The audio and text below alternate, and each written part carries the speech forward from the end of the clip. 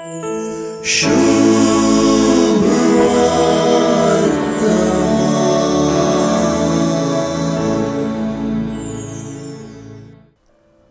Jomo जेजू बोवारी परत एकठांय जाता आनी मातेवाचे सुवार्तेंत जेजूचे शिकवणेचो अनेक अध्याय वा भाग सुरू जाता।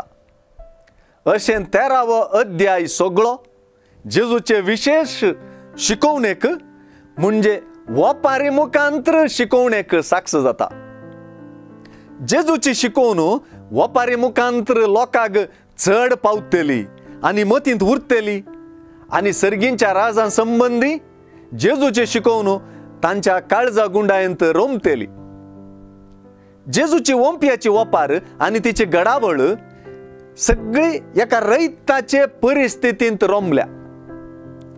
ओंपी बी मेर सुकणी माती खडप पाळ कांट्या झाडां फळां सूर्यो किर्लप करपप वाडप आनी फळ दिवप ही वपारींतली उतरां न्हय एका शहराच्या परिस्थितींतली बगार एका शहरा भायल्या परिदीर आसच्या व्हडलेच्या भोवशा एका दुबळ्या रैताच्या गाद्यांतली।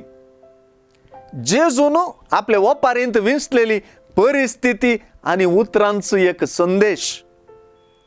तो संदेश 8 बागींतल्या उतरांक ताळ पडसो लन्विकायेचो घालतो।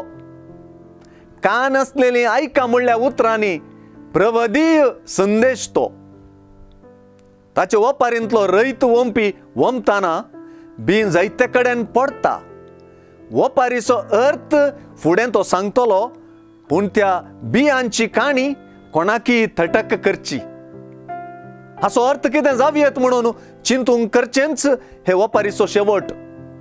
बरी सुवात आनी वाडून फळ दिवप वपारीक एक महान अंत्य दितात आनी हे कितें जावयेत म्हूण सवाल आनी कुतूहल बोळ करतात।